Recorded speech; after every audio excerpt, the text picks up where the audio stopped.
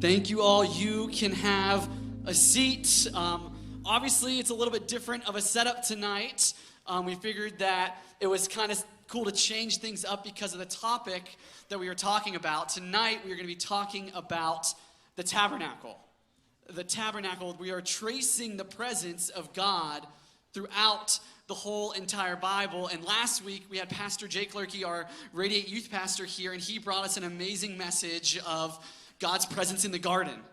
And he brought us this strong idea of what it must have felt like to know God's footsteps, to have this close relationship with him that just by listening, they could say, that's God.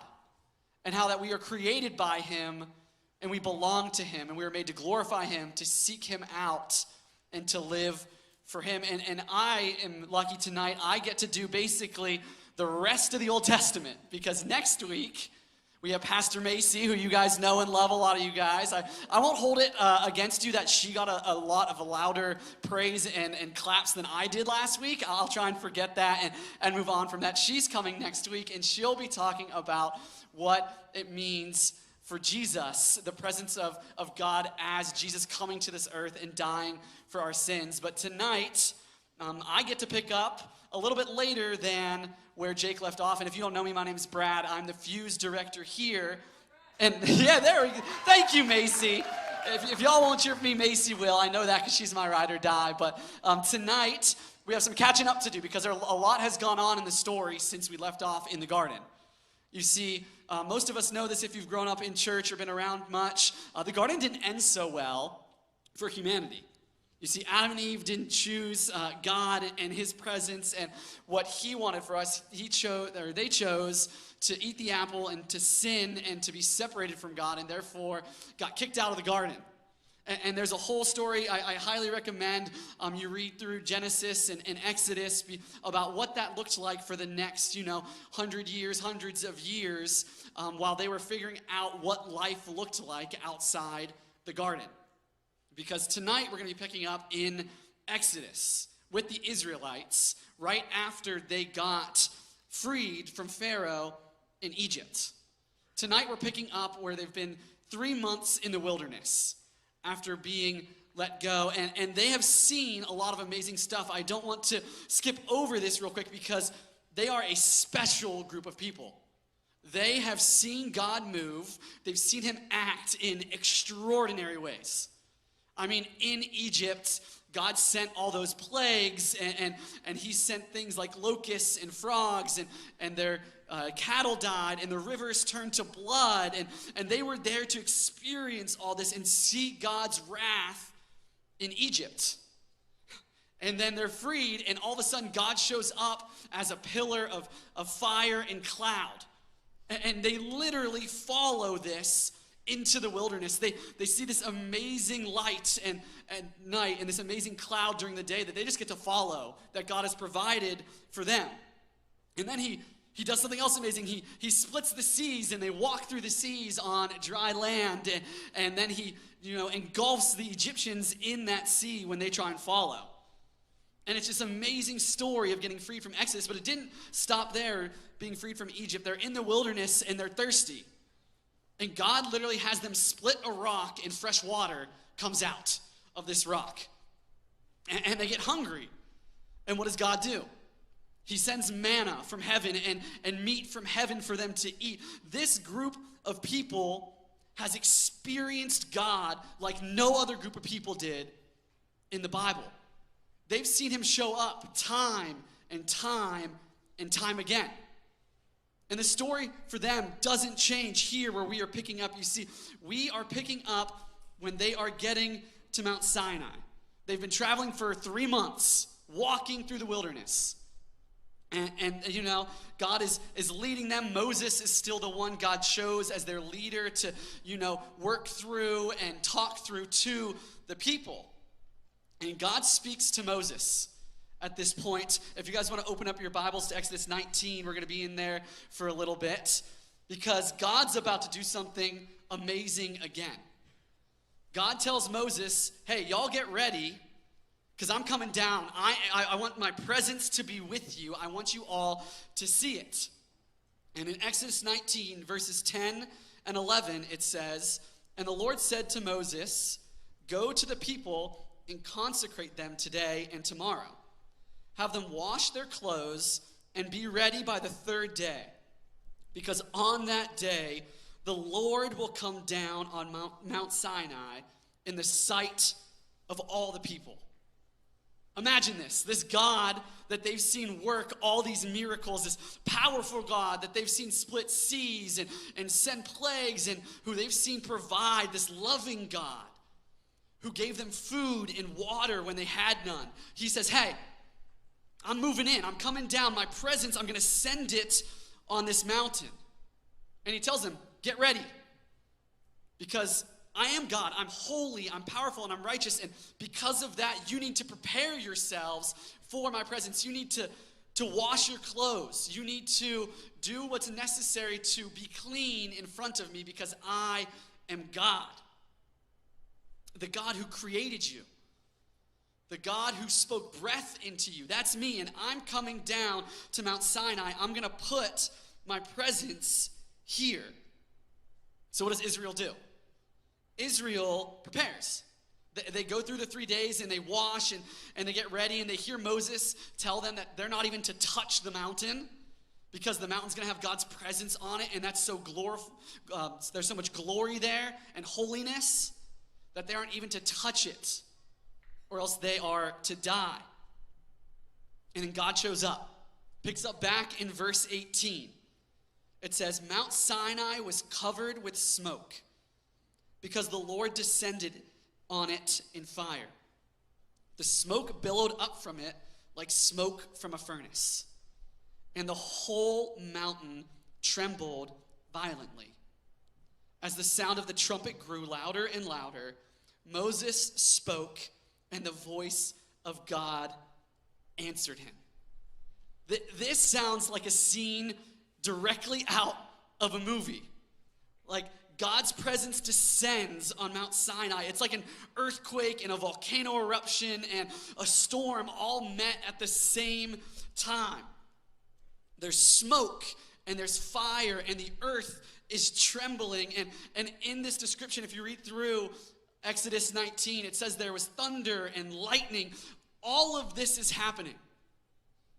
And all of Israel is there to see it. They are there to experience at the foot of the mountain the presence of God. And I want you to think about this.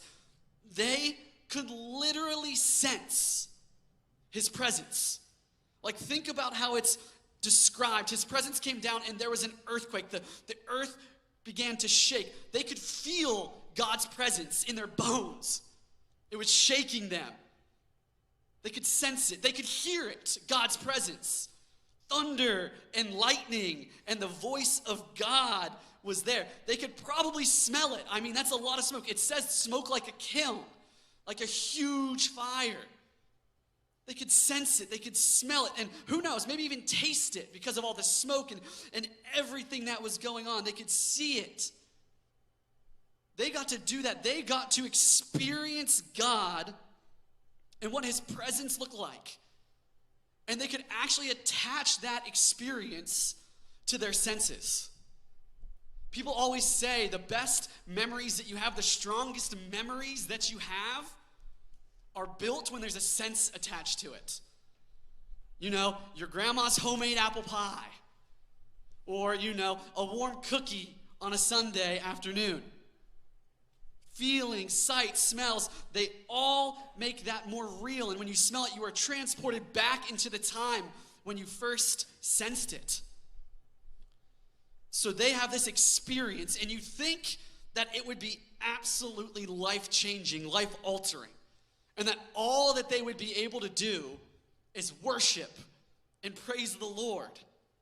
I mean, think about that. What would we do if God just showed up and shook the ground and lightning and thunder?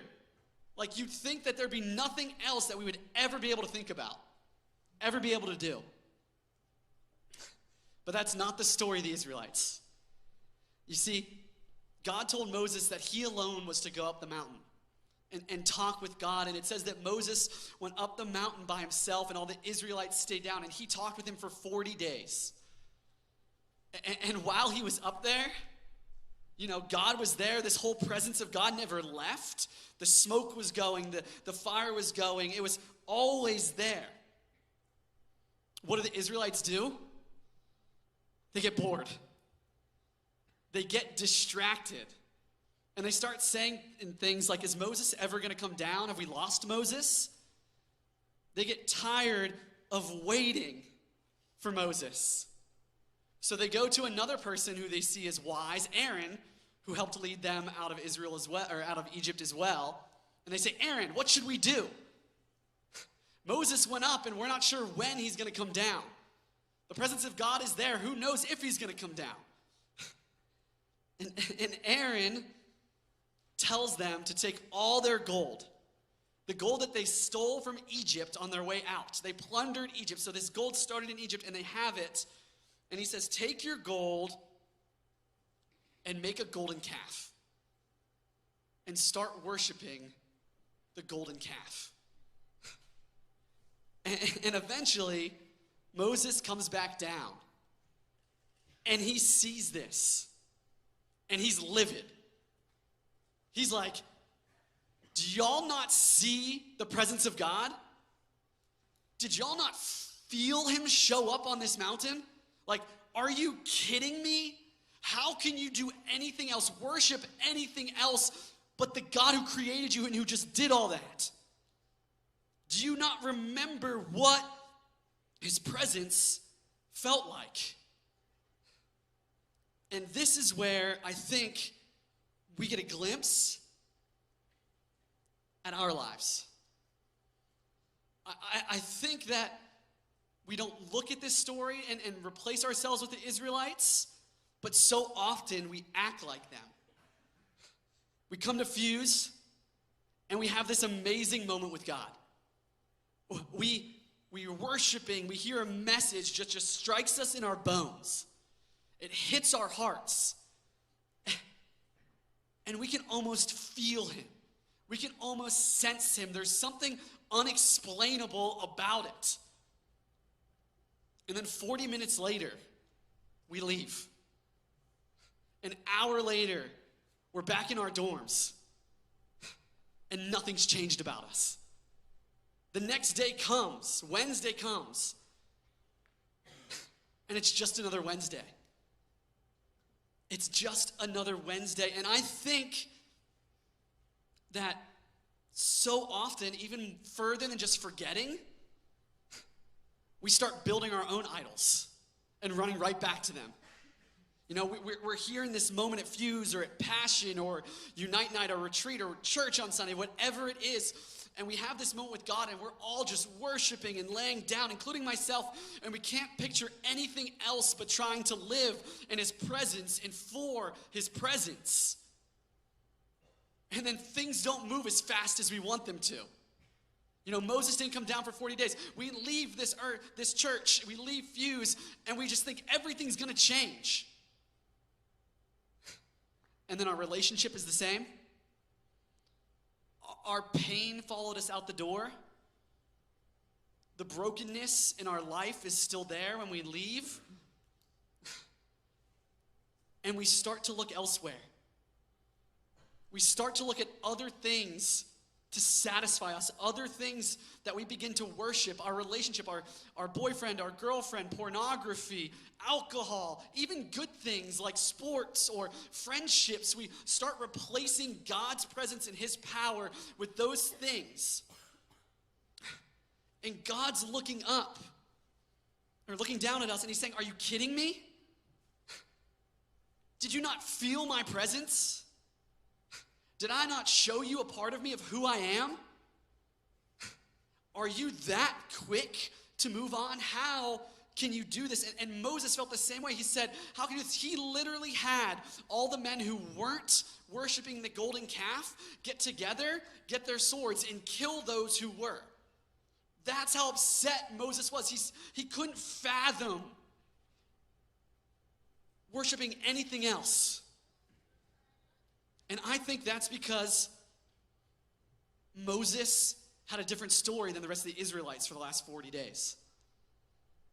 You see, they were all around the mountain, and they were going about their normal life, and, God was there, and they could look at the mountain, and they could see the cloud, and, it was just this separation thing.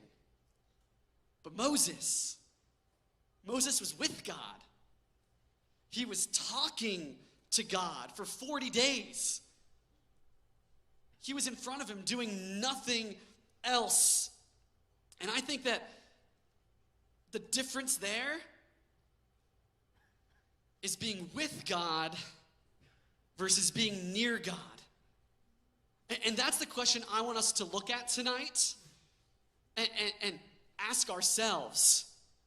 Am I living a life with God, or am I just living a life near God? What do I mean by that? It's easy to be near God.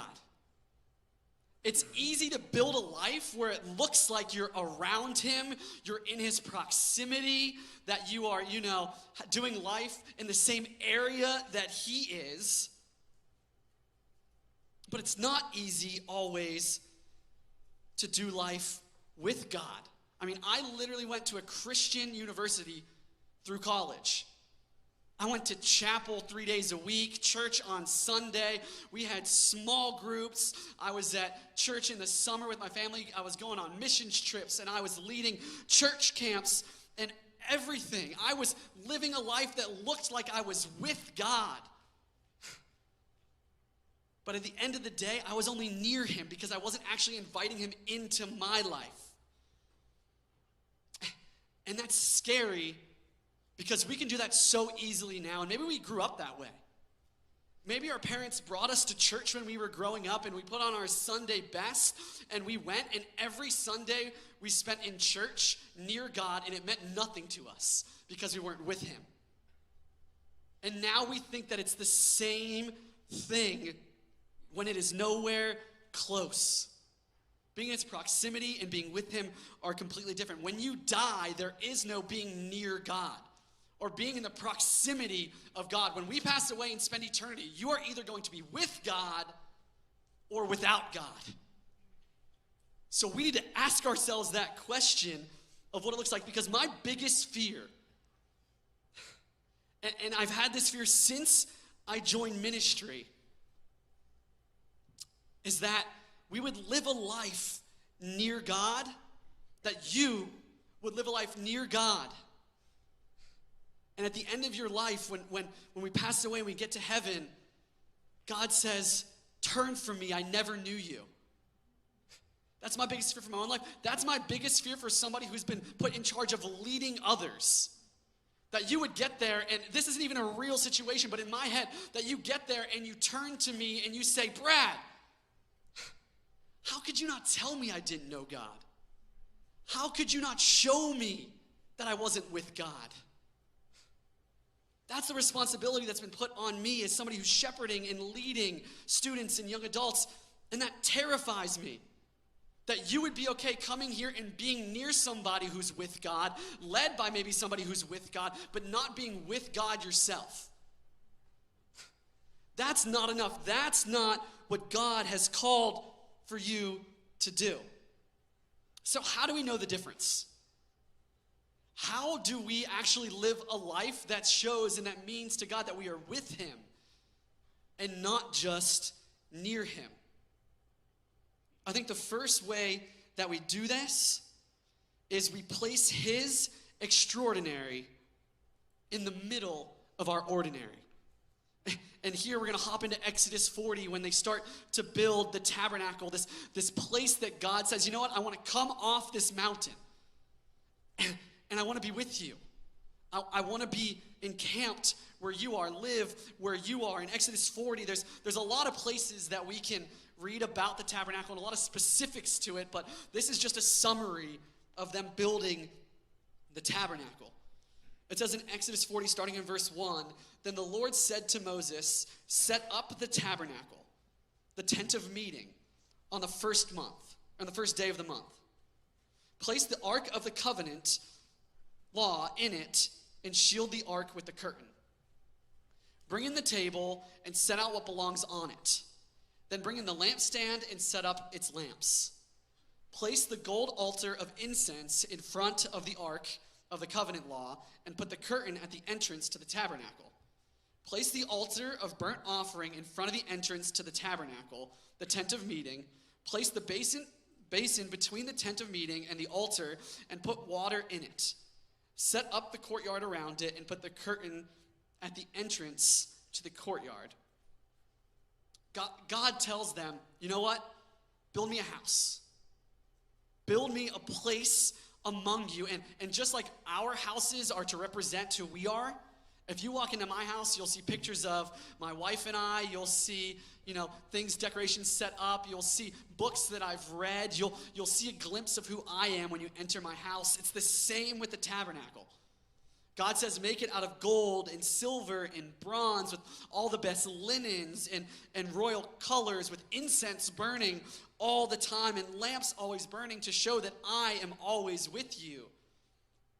And he tells them how to build it, and not only how to build the tabernacle, he tells them where to build the tabernacle. In Numbers 2, we're going to jump ahead a little bit, and we'll be in Numbers the rest of the night. Numbers 2, it says, the Lord said to Moses and Aaron, the Israelites are to camp around the tent of meeting and some distance from it, each of them under their standard and holding the banners of their family.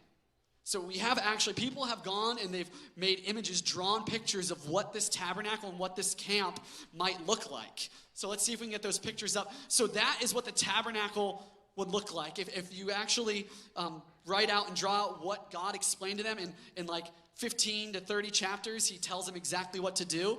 You see, the altar, you see the smoke always burning, the incense always burning. And on the outside, other than in the courtyard, it looks like a pretty normal tent.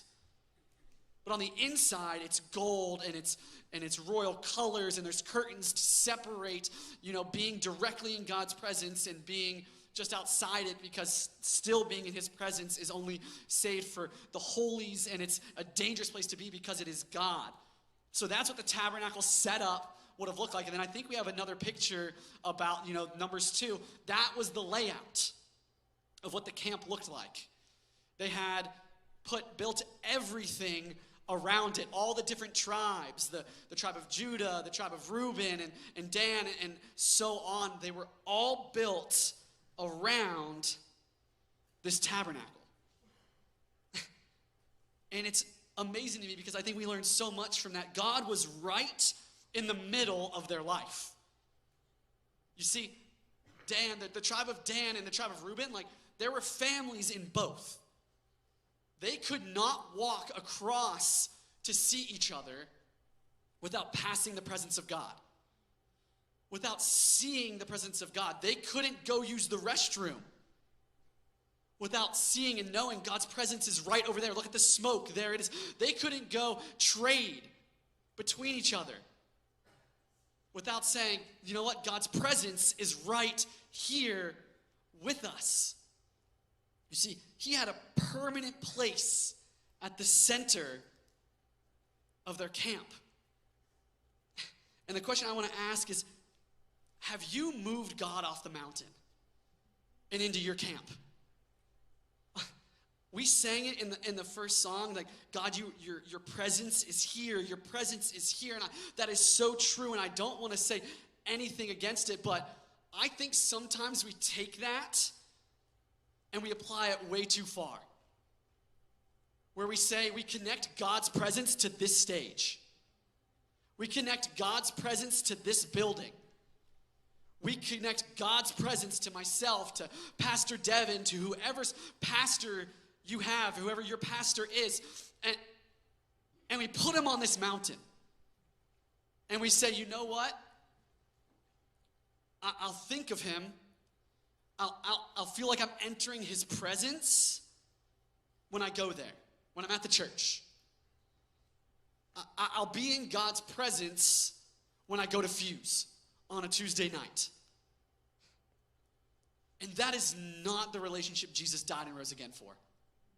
He did not die and rise again for a relationship with Jesus, or a relationship with God that only happens in this building on a Tuesday night with lights and haze and worship. That is not the God that we have. God says, no, I don't want to just be part of some of your life. I want to be the center of your everyday. Yes, I'm extraordinary and I'm amazing, but I want to be part of your ordinary. Do you know what tomorrow is? Tomorrow's Wednesday. Tomorrow is Wednesday, and you know what tomorrow's gonna be like? Wednesday-y. It's gonna be a Wednesday. You're gonna wake up, and you're gonna go to class, or you're gonna go to work. You're gonna talk to the people you talk to on a Wednesday. You're gonna live the life you live on a Wednesday. You're gonna eat the meal that you eat on a Wednesday. That's the life you're gonna live. And what if, instead of just going through your day like it's a normal Wednesday, you said, you know what, God? You've told me that I am now your temple. You have tabernacled with us. It means dwelt among us. And if I believe in you, and that means that you are with me and your presence is with me, wherever I go, your presence goes. So tomorrow on this Wednesday, I'm going to be looking for your presence. I'm going to be seeking it out. When I have those conversations with my family, with my friends, your presence is right there, and I'm going to be looking for it and allowing it to lead me in these conversations. When I go to class and I talk to these people at my school or work and they're lost, and the opportunity arises to have a conversation about you, and your presence is there waiting for it, I'm going to notice it. I'm going to invite you, God, into my everyday ordinary. I don't have to wait for something extraordinary. I don't have to wait for somewhere extraordinary, because you are not waiting for us. You already came for us. What if you did that? Your day tomorrow might be extraordinary. But I'm also going to be honest with you. It might be pretty ordinary. What if you did that again on Thursday? You said, God, today's your day. I believe your presence is going before me and with me, and I'm going to seek it out. I can't go do anything. I can't go to the market. I can't go to the bathroom. I can't go visit family, friends, without knowing that your presence is waiting for me and leading me. What if you did that again on Friday? What if you did that again for a week, a month, a year, 10 years? What if that's the way we lived, as if God's presence was with us? I really believe that if we lived that way, that we wouldn't even realize it. But 10 years could pass, and we could look back on our life of 10 years of ordinary days of just seeking out the presence of God, and it look extraordinary. Because I believe a lot of times, God's extraordinary work just looks a lot like regular days that we've invited him into for a very long time. Sometimes we're waiting for this big, amazing moment for everything to change, when really all it is ordinarily living with him. And do I believe that God can decide to do something drastic and amazing and change something in an instant? Absolutely. I believe that. I believe that heaven can meet earth like that, and God can do what he does that nobody else can do. But I really do think, I don't say that only happens, but the vast majority of the time, that happens because you've already committed the ordinary everyday to him. Prepping it. Getting ready for it. Living with him. And I just watched this movie recently, and it's one of my favorites, and I just got this fun connection to it. I think that our ordinary days, something extraordinary can happen, and it makes me think back to the Incredibles movie. Anybody seen the first Incredibles movie? Most of you guys, I hope, have watched it. If you haven't watched it, highly, highly recommend. Love that movie. It came out when I was pretty young, and I've watched it dozens of times. And I think back to Mr. Incredible's neighbor, the little kid on the tricycle. Does anybody remember the little kid on the tricycle? Yeah, what's he doing? He's just riding his tricycle around, right? He's just living life, doing his own thing, and all of a sudden one day, he looks up and Mr. Incredible just is bench pressing, is lifting over his head this car, and he's just sitting there watching something incredible happen. His eyes are wide, and he's in amazement. And the movie continues, and this kid keeps making these little appearances. And eventually, Mr. Incredible asks him, he says, "What are you waiting for?" Does anybody remember what he said? Anybody? Something amazing, I guess, right? And I love this. I love that. He says something amazing, I guess. You see, this kid was living his everyday, ordinary life, expecting with the hope that something extraordinary could happen.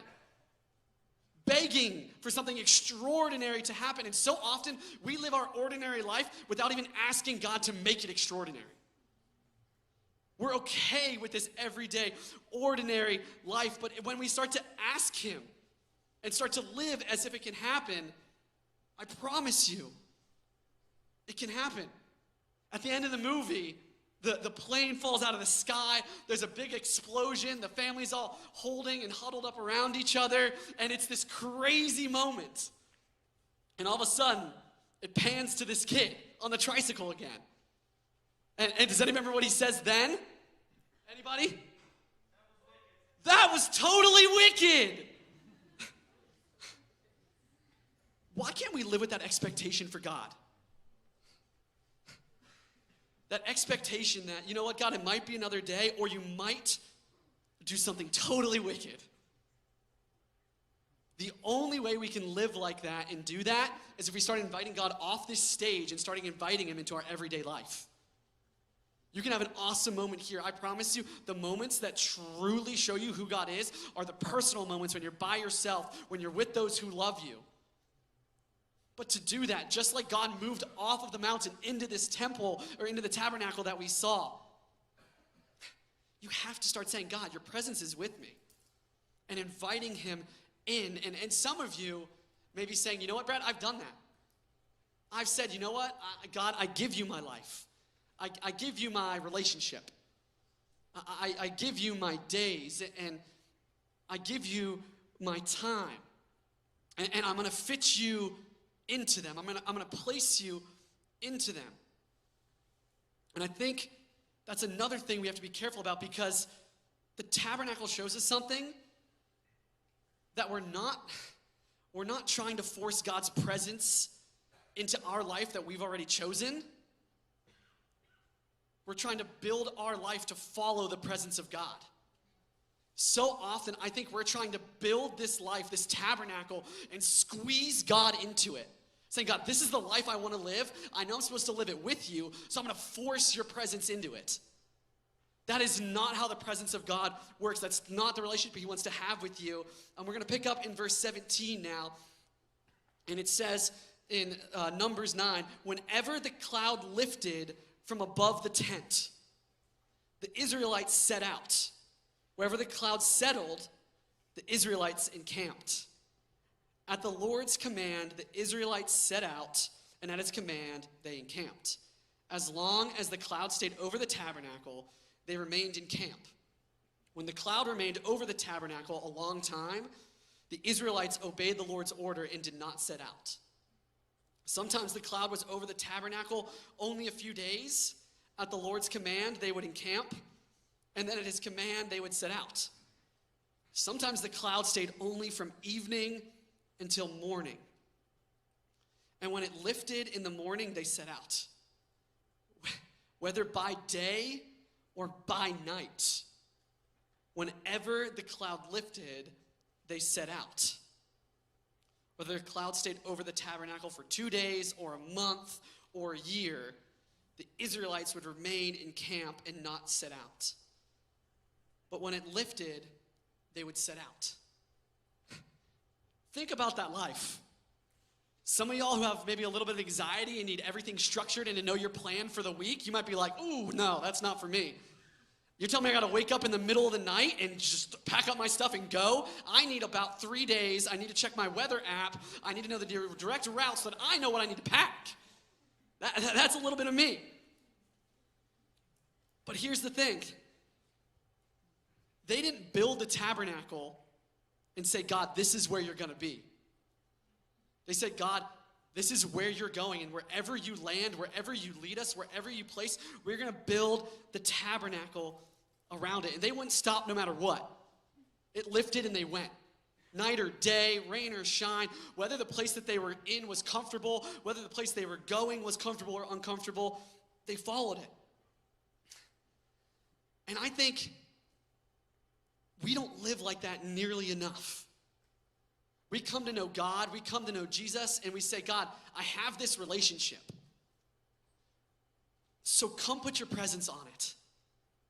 Be here, and we try and force him into a relationship when he says, I've already moved on. I have something better for you. Come with me to my presence. Instead of trying to force me into that. We seek out this job, and we say, God, would you bless it? God, this is what I want. I want so bad to have this life. I want to be a nurse. I want to be a teacher. I want to be a construction worker. I want to do whatever it is. And God, this is where I'm going to be. So you better bring your presence and put it right here, because this is where I'm tabernacling. This is where I'm dwelling. And God says, no. I have something better for you. I'm trying to lead you into the land of milk and honey, into the promised land. And we're so against it because we haven't given him our desires.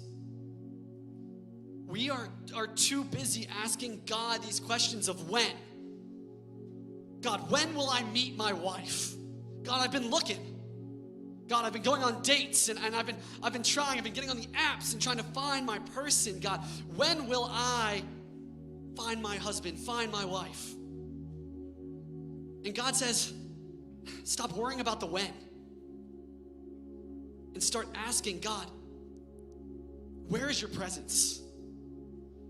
Where are you leading me? Or we're walking through a really tough time in life, where maybe our grades are struggling, our relationships are faltering, we're not getting along with our families, we're not sure how to break this thing that has a hold on us. And we say, God, this isn't the way I want to live. I want to live an easy life. This isn't the path that I would choose for myself, God. Can you not just come to this path that I've laid out with this person, with this job, with this money, with this title? And we say, God, come here. Instead of saying, you know what, God? There's a reason you have me on this path. If I'm truly following you and seeking out your presence, there's a reason. We get so caught up in asking him what it's going to look like, when it's going to be, where we're going to go, instead of just saying, God, what do you want from me? And he says, I want you, all of you. My presence wants to be with you. It wants to live life with you. And we get so caught up asking the questions that we completely miss the movement of his presence. And we end up living a life near him again. A life that looks like we are with him, that we are in proximity of him. But we've said, no, God, you're going to be here when I tell you to, where I tell you to. And we say, God, you're not God, I am. And where I dwell, you're going to come to. Do I believe God will meet you where you are at? Absolutely. Do I believe he wants to take you into more every second of every day? I do, because he is the more. If the tabernacle shows us anything, it's that God's presence is the thing worth giving everything else up, worth basing all of our decisions on. And for us to go another day being near him and not being with him is missing out on so much. A day where we think his power is here in this church, on this stage, with one person, instead of trying to be with us, we are calling him weak. We're saying, God, you are weak and you are entrapped here. And he's saying, no, I'm not. You just won't follow me where I want you to go. I want to be a people who live a life so seeking out his presence that we change the generations under us. This place isn't a holy altar that we've just lifted up and trapped God in, that we bring our kids to someday and say, hey guys, it's time to go be near God. Put your belt on and your collared shirt on. Look your best, because now we're going to go be in God's presence. That we're a people who sit around the dinner table and we know we're in God's presence and we invite him in. That when we spend time with our friends and our families, we know God's presence are there and we are led by it, and we have these amazing conversations and we pray healing over people and we pray, words of affirmation over people, and we see God's power actually work in it because we are being led by his presence. Because I believe that just like God's presence was in the tabernacle, and they were to not do anything without thinking about him, without inviting him in, it's the same thing for us. Some of us tonight need to say, God, I'm done being near you. I'm done being in proximity to you. I'm done listening to this person who I came with, who I know is with you, and thinking that's enough for me and my relationship with you. No, God, it's me and you now. We're on this trip together, and you're leading and I'm following. That's what he's called us to be. That is what Fuse is supposed to be. We're supposed to be being led by God's presence into the lost city of Greenville, into our lost schools, into our lost homes, and say, God, this is yours. I'm not just trying to have you come bless something that I've already set up. It is completely yours. And if you lead me and continue me in it, God, I will praise you. And if you say it's not where I'm at anymore, it's time to end it and take it away from me, I will praise you. That's what God's presence is about. Is that what our hearts are going to be about? Are we going to love him and be led by him enough to make that claim? Because it's bold. But I promise you, he's trying to lead you into more, a land of milk and honey. He's trying to lead you into his presence where we are meant to be in the first place. Would you take him up on that offer? Would you be that kind of people? Let's pray. God, I thank you for not giving up on me, not giving up on us. When we go through an ordinary day, when we live a life again in our ordinary relationships, without inviting your extraordinary to be a part of it. God, I believe that when we start inviting you into our ordinary days, you'll make them extraordinary. When we start inviting you into our ordinary relationship every single day, that in 60 years, when we've lived a life of marriage in this relationship, that an extraordinary marriage, that's what it looks like. Living a bunch of ordinary days in your extraordinary presence. In our jobs, in our families, God. But we have to stop being okay being around you. Stop being okay coming to this place and worshiping you with our words and trapping you on this stage and trying to fit you into our life. God, I pray that tonight, even if it's one person here, even if it's me, that I'd stop trying to fit you into my life, that I would alter my life to be in your presence and stop trying to alter your presence into being in my life. God, change my heart. And if somebody in this room needs their heart changed and they've decided, I no longer want to be near you, I want to be with you, God, we praise you for that. If somebody said, I don't no longer want to walk in my sins, Jesus, you didn't die for me to keep sinning and live this life of death that looks like it's with you. You died for me to have a real relationship with you. God, I praise you for that. God, if tonight just looks like somebody taking one more step closer to you who's already been with you, God, we praise you for that. Let us not limit your power to a place or a person. Let us chase after it and be who you called us to be.